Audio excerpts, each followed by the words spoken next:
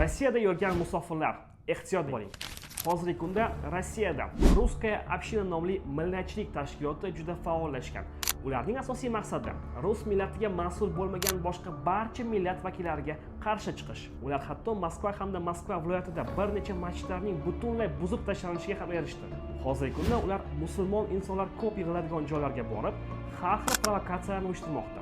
Va agarda kimdir shu provokatsiyaga javob bersa, ular darhol politsiyaga murojaat qilishmoqda. Va eng achinarlisi, bu holatda politsiya hamda Rossiya hukumati butunlay Ruskaya община tomonidan migrantlarni ruschasiga aytganda podstava qilib, har xil boshqa jinoyatlar bo'yicha ayblov qo'yilgani ham kuzatildi.